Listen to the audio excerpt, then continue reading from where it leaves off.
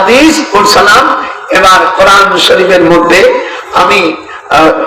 আমি দোয়া করি ওই সকল মুক্তিযোদ্ধাদেরকে যারা প্রথম সেক্টরের কমান্ডার ছিলেন, আমাদের মরহুম শহীদ রাষ্ট্রপতি major Zia Rahman, Rafiqul Islam, major Khaled Mosharraf, Shafiullah, Chittaranjan Dutta, Mir Shawkat Ali, wing commander M A Bashar, Kazi Nuruzzaman, Ataul Gani Osmani, M A Jalil headquarter থেকে পরিচালিত হতো। 11 নম্বর সেক্টরের অধিনায়ক ছিল কর্নেল আবু তাহের। যারা এই দেশকে অর্থাৎ যাদের বিনিময় আমরা দেশটা পেয়েছি, বলো নারায়ে তাকবীর। আল-আফজালি শুহাদা ওয়া ইন আরজিউ ফাইন্নামা আবু হুরায়রাতাল মুহাররাম। এই হাদিসটা নাসাই শরীফের চলতে সানি 52 পৃষ্ঠা, হাদিস নম্বর 3176, 3177। হুজুর বলছেন আল্লাহ রাসূল ওয়াদা করেছে, আমি যদি হিন্দুস্তানের যুদ্ধ সময় আমি থাকতাম, আমি আমার জান মাল দিয়ে আমি যুদ্ধ করতাম, যদি আমি মারা যেতাম তাহলে আফজালুম মিনাশ শুহাদা, আমি উত্তম শহীদের আমি মানতাম। এই জন্য এই হাদিস অনুযায়ী হিন্দুস্তানের সাথে মুসলমানের যুদ্ধ হবে, সেই যুদ্ধ মুসলমানরা বিজয় হবে। যেরকম আল্লাহু আকবার, হাতটা নারায়ে তাকবীর। হিন্দুস্তানের সাথে যুদ্ধ হবে। হুজুর আবার বললেন যে দাজ্জাল যখন আসবে তখন তোমরা মসিহ দল ঈসা আলাইহিস সালামের পক্ষে কথা বলবা। যদি মারা যাও, আমি রাসূল ঘোষণা করলাম আমি তোমাদের সাথে জান্নাতে থাকবো। কত বড় কথা, কত বড় কথা। হিন্দুস্তানরা আমাদের প্রকৃতি পক্ষে বন্ধু না। আজ থেকে 1400 বছর আগে, 1400 বছর আগে হুজুর এই হাদিসটা বলেছেন। আমরা তাই দেখতে পাচ্ছি। ওরা আমার ছেলে আজকে চলে গেল দিল্লি হয়ে, অর্থাৎ মক্কা শরীফে, অর্থাৎ এমফিল করার জন্য। এমফিল কমপ্লিট ওরা আনতে যাবে, তো বললো যে আব্বা, আবার উনি বলছে আব্বা আমি টিকিটটা পাইছি, আমি দিল্লি ইউনিভার্সিটিতে একটু যাব, ওখান থেকে আবার মদিনা বিশ্ববিদ্যালয়ে যাবে, তোর জন্য দোয়া করেন। ও পৌঁছেই গেছে দিল্লিতে, তো বলছে যে আব্বা আমার জন্য সব চাচাজান ভাইজানদের দোয়া চাবে। আমি ইনশাআল্লাহ দিল্লিতে বুখারী মসজিদে, অর্থাৎ দিল্লি জামে মসজিদ যেটা বাদশাহ শাহজাহান করেছিলেন, ওখানে বলছে আব্বা আমি ওখানে নামাজ পড়ে ইনশাআল্লাহ বিমানে উঠবো, দোয়া করবে।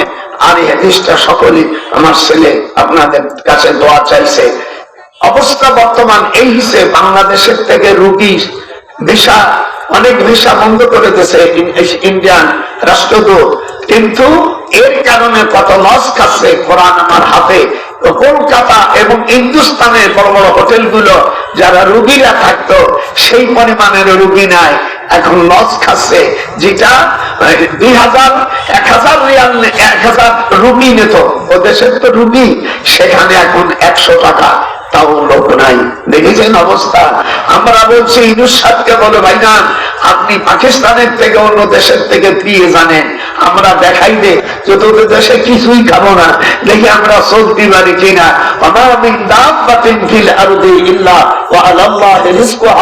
আমি মানুষকে সৃষ্টি করেছি, তার রেজেক না দিয়ে আমি কাউকে আমি সৃষ্টি করিনি। যেরকম এই জন্য হিন্দুস্তানটাকে আমাদের ভরসা নেই, ভরসা কিনা। এই তো হাতটা উঠলো না, তাও উঠলো না, হাতটা উঠলো, মা বোনের হাত উঠান।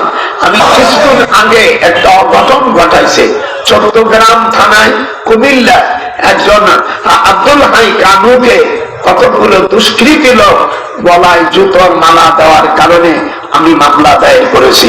যেরকম আমি মামলা নিজে দায়ের, আমি একজন সেক্টর কমান্ডারে দিয়েছিলাম। এই জন্য আল্লাহ আমাদের বাংলাদেশটাকে আপনি হেফাজত করেন। যেরকম আমি ডক্টর ইউনূস সাহেবকে বলছি ভাই আপনারা যে কয়জন আছেন, আমরা চাই না কোন দাঙ্গামা হাঙ্গামা, এগুলো আমরা করি না। সেদিন আমাকে তাবলীগ জামাতের কিছু মুরব্বীরা বলছে হুজুর এই যে 4 জন মানুষ মরে গেল, এটা শহীদ মরে গেছে। আমি বলে শোনেন, সিফটিনের যুদ্ধে কিছু সাহাবা আলীর পক্ষ নেবে, তখন আবু বকর রাদিয়াল্লাহু তাআলা বলছে ফাকাল আরজিউ তোমরা ফিরে যাও। তোমরা জানো না আল কাতিল ওয়াল মাকতুল, একজন মুসলমান আরেকজন মুসলমানকে মারলে যে মুসলমান মারবে ও জাহান্নামী, যে মরবে ও জাহান্নামী। কথাটা বুঝেন না? এই হাদিস অনুযায়ী যারা মারা গেছে তারা শহীদ হয়নি, ডাইরেক্ট মারিয়ে দিয়েছে। সব মুক্তিরে তো আমরা জবাব দিতে পারবো না। মুক্তি সব তো বলেই দিয়েছেন, মুসলমান এক মুসলমান মানলো আর এক মুসলমান বললো, হুজুর বলছে দুটি জাহান্নামী। এটা হাত উঁচু করে বলেননি? খবরদার কোন মুসলমান আর স্ত্রীকে, আর মাহমুদুল হাসানকে বলবো, ভাইজান আপনি একজন মামুনুল হকের, আপনার জন্য আমার মাপ চাইতে হয়, আপনি কেন সব দিনে এমনি কাউকে যদি মারে, স্ত্রীকেও যদি কেউ মারে, নাসাই শরীফের মধ্যে আসছে, সে যদি দেখে অন্য পাপ পুরুষের সাথে গতরে হাত দিয়েছে, তখন তাকে 10 থাপ্পড় দিতে হবে পিঠি, মুখী না বলে তাড়াতাড়ি ডুবে যা। হুজুর বলেন কোন স্ত্রীকে, কোন মানুষকে, স্ত্রীকে কোন মানুষের মুখে মারা, নিজের ছেলের মুখেও যদি মারে, এটাও কবিরা গুনাহ।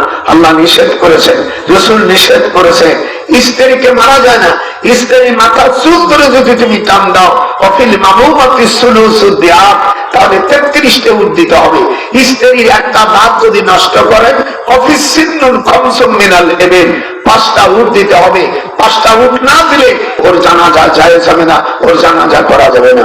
যদি স্বামী তাকে একটা বক্সের মারে, যদি দাগ হয়ে যায় একটা আঙ্গুলের, অফি কুল্লি ইসবাউন, ইসবাউন মানে আঙ্গুল, অফি কুল্লি ইসবান মিন আশারা মিনাল ইবিল, 10টা উট দিতে হবে। নাকে যদি এরকম চিনি দাও, 100টা উট দিতে হবে। স্ত্রীর ঠোঁট যদি জোরে চিনি দাও, আস্তে দেবা, সে সুমা দেওয়া যা দেওয়া আস্তে জোরে দিলি 100 উট দিতে হবে। অফিস সাবাতাইনের দিয়া তো মেয়া তো মেনা নেবে। এই ইসলামী রাষ্ট্র হলে আমার এই বইটা আমি নাম্বার দিয়ে দেবানি, আপনারা আমার কাছে পিড আপ করে নিয়ে আপনারা দেখতে পারবেন এই দেশ পার্লামেন্ট কেমন হবে এবং তার মন্ত্রীদের বেতন কত হবে, এমপিদের কি কাজ হবে, ডিসির কি কারণ হবে। 360 পেজে কোরআন শরীফে যত আয়াত আছে আর হাদিস আছে, 1,60,000 হাদিসের যে আইন বিভাগে আছে, সেখান থেকে আছে ডক্টর কামাল জুয়েলার্স ইউনিভার্সিটিতে, তারপর জামিউল আজাদ বিশ্ববিদ্যালয় প্রফেসররা বলছে, স্যার আপনি যা লেখছেন আমার মাথা ঘুরিয়ে গেছে। স্ত্রীর এখানে আস্তে ধরতে হবে, জোরে ধরলে 100 উট দিতে হবে। যদি ঘাট ধরে, যদি হাত একটু মুস্কান দেয়, তাহলে প্রথম শ্রেণীতে 25টা, তারপরে 35টা, তারপরে 200। স্ত্রী হাত ধরে মোড়ান যাবে না, স্ত্রীর নাকে জোরে দেওয়া যাবে না, স্ত্রীর কানে যদি কেউ চুমো দেয়, হুজুর বলছেন অর্থাৎ কানের লতিতে যদি স্বামী চাপা দেয়, আল্লাহ রাব্বুল আলামিন তার ওই স্বামীর দুর্বলতা কোন ওষুধ করতে হবে না। ওই হালিও খায় না, এই যে ফেসবুকে দেয় এই হালিও আমার খাওয়া লাগবে না। হুজুর বলছে তাই বলে অন্য মহিলার কানের লতিতে চুমো দিও না।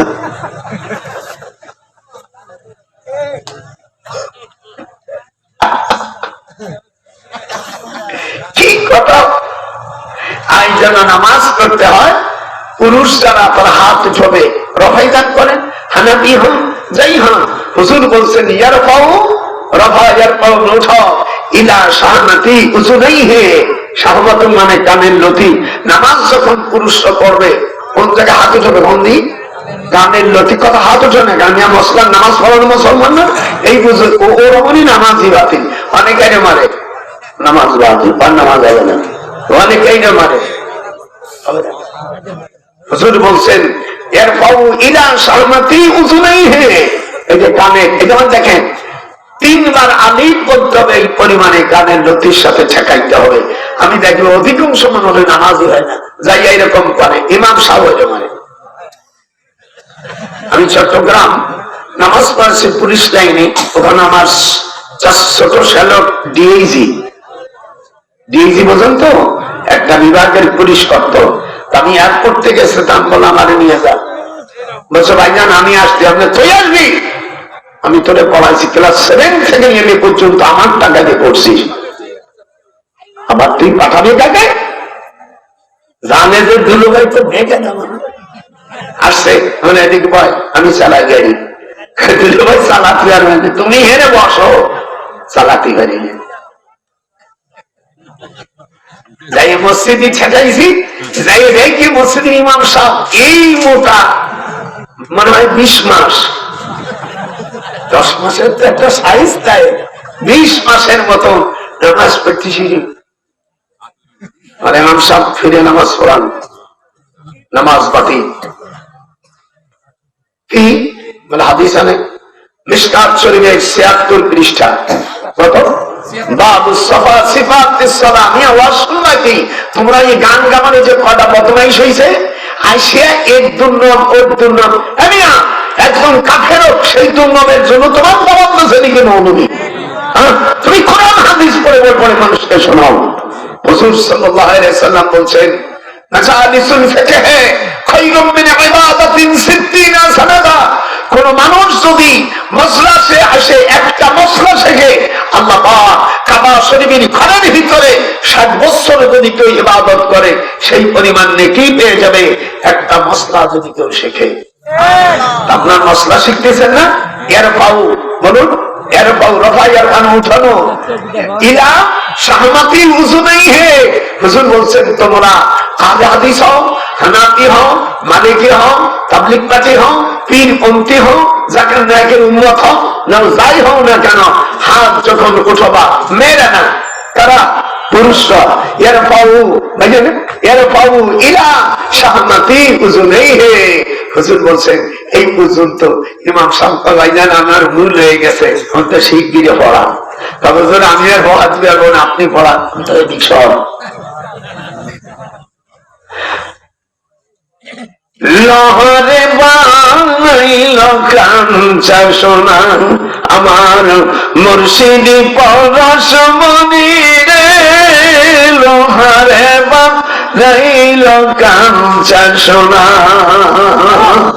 ওদের কাছে যাবে ওলি হবি, তুই কোন বেয়াদবের কথা তুই শুনবি না, কোন জালেমের কথা শুনবি না। লহরে বানাইল কাঞ্চা সোনা হাতুরান আমার মুর্শিদি পরশ মনি রে, লোহারে বানাইল কাঞ্চা সোনা। বুড়ার সুর আছে দেখিছে, তাহলে পুরুষ সকল হাত উঠবে না, মৌলানার কথা উঠে না, বুড়োকে বলবেন উনি ঠিক করেন। এই যে আমার দিক তাকান, আমি আজ আমার কান ধরি, কানের একে থেকে শাহমাতুন মানে কানের লতি, উজুন মানে কাল। কানের 140টা অঙ্গ আছে। আমি সেদিনকে বলছি আমার সাথে তো বাস করবি, কানের 140টা অঙ্গ মিলে কান হয়, 100 বাড়বে না। 40টা আরবি যদি বা ইংরেজি বাংলা বলতে পারি, আমার টাকার বাড়ি দিয়ে দেব।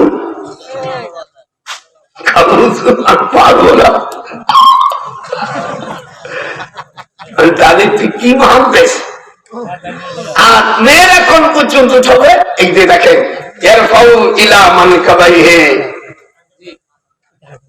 মৌলানা যা বলতেছি ঠিক আছে না আন্দাজে চালাই যাচ্ছে?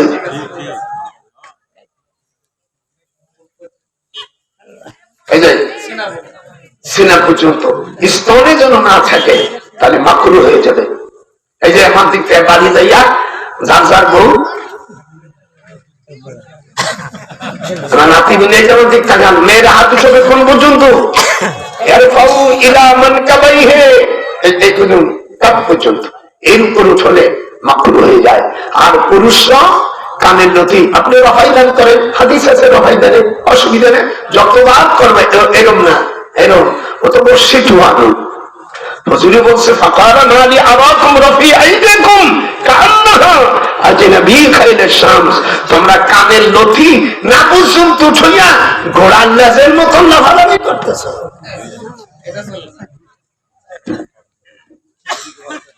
আবার তো দেখিস নেই এত মিছে মিছে ওয়াজ করছে, বুড়ো একবার রাগে গেলি বসবা কেমন যায়। এই জন্য আল্লাহকে বলি, আল্লাহ সামনে পার্লামেন্ট যেন কোরআনের সে যে দলেও আসুক, যে যে দলই আসুক, এক কথা বলিস না কেন, যে দলই আসুক এবার খেলা হবে।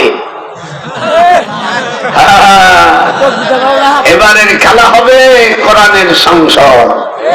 নারাই তাকবীর। আমি আসতে কব, তোরা জোরে বলি নাতি বিটিরা, নারাই তাকবীর। আর কোরআনের আলো। তবে নিয়ে তো মুসিবত পারলাম, জোরে বলতে হবে, গাও হা করে দিয়া, নারাই তাকবীর। আর কোরআনের আলো, কোরআন হাদিসের আলো সংসদে জ্বলতে হবে। বাড়ি গ্রামে জ্বলাইয়া এই বছর আমাকে ধ্বংস করে দিছিস। 15 বছর কোন ওয়াজই মনের মতন করতে পারে। বিয়ে করে যদি ওর কাছে না আসা যায়, শালার এমন দুঃখ যদি।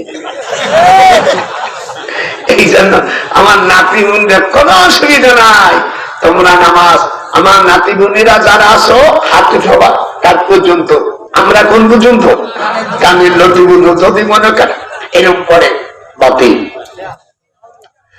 আমরা দেখেন হুজুর সাল্লাল্লাহু আলাইহি ওয়াসাল্লাম চুল রাখতে বলছে, আগা গোড়া সময় ছোট্ট করে চুল কাইয়ে ফেলাই দেওয়া যায়, বাপরি যেন কাপের নিচে যেন জুটকুলি হয় না, এটা হারাম।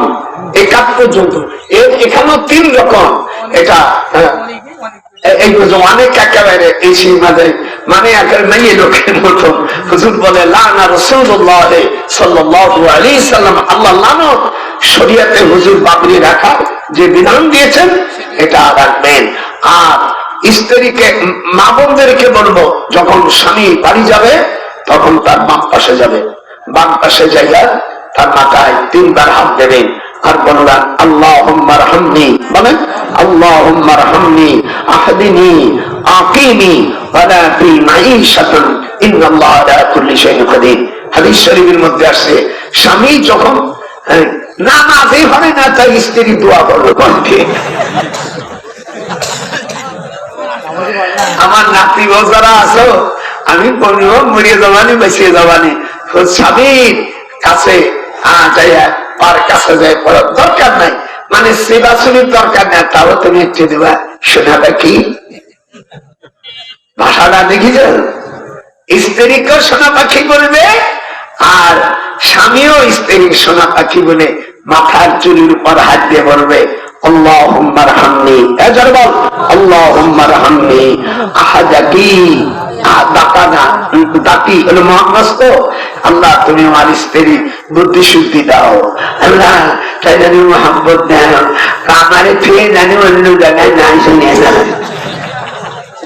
আর অনেক দিন বিদেশে থাকো না, অনেক দিন বেশি বিদেশে যারা থাকো, নজরুল কয় বেশি দিন যদি বিদেশে থাকো আমারও জান্নাতি বউ থাকবে না।